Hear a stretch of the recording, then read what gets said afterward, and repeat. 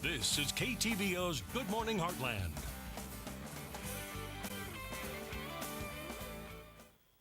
Welcome back. It's now time for entertainment segment, which means we're talking movies this morning with Scott Kellum, and you're pretty excited because we're talking about James Bond's new edition or whatever. Skyfall, yeah, with Daniel Craig. Yeah, such a great movie. You know, I've been a fan of Daniel Craig since day one in Casino Royale. He really stepped up and really knocked it out of the park.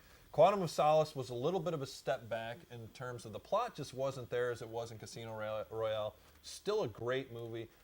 So now we have Skyfall, the next edition. And there's a little story behind the difference between Quantum of Solace to Skyfall. Is there was actually 2 years between Casino Royale and Quantum of Solace. There was 4 years between Quantum of Solace and Skyfall because there was a dispute with, I think it was the directors or writers or something, that they actually extended it out. And this movie, when released in the UK a week before in the US, grossed $77.7 million. Wow. When it was released last week in the US, it grossed $88.7 million in the US. So what did they do after opening weekend in the UK is they signed everybody to the next two movies. So in 2 years, we'll have the next one. In 2 years, they'll have the next one because there was a 2 year gap where they weren't making any money off of this. So we're going to start seeing more and more of Daniel Craig and James Bond. So let's look at the movie.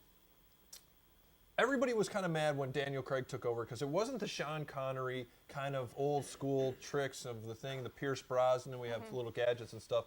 That just wasn't the way they were really going with this one.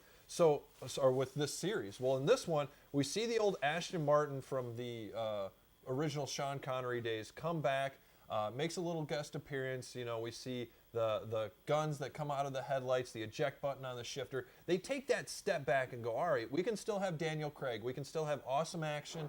We can still have a great storyline, and we can have these little tidbits that everybody's wanting, and they just do a great job with it. The ending is going to help everybody love this so far trilogy, wait for the next two movies. They just leave it out there to where they have with Bonds in the past. So all around acting is great. Storyline was great. Everything about this movie is just, I loved it. It was a great third movie in this trilogy so far. Action-packed? Action-packed. And Daniel Craig, you just can't go wrong with him. He does a really good job acting. Girl with the Dragon Tattoo was a fine example. And you say out of all of the James Bond actors that play James Bond, you say he by far is the best. And that's my opinion. A lot of people say Sean Connery and everybody in the past, they do great jobs there too. I think for our time and our era, Daniel Craig was definitely... Pierce Brosnan was just a joke. He was like the George Clooney was to Batman as Pierce Brosnan was to 007. Just a nice little piece of eye candy for the women out there, I think. Yes, for you, yes. So out of 5 stars, what do you give it? I got to give this one 5. It's a great movie. If you have time, I would go see it. Worth the $8 or $10. I'm pretty impressed. Yeah. I think one other time you've given a movie 5 stars. We're not going to go down this road again. I've given plenty of people 5 stars. It's all been classic movies, by the way. Well, because classics are where it's at. All right. Well, thanks so much. Not a problem. We'll be right back.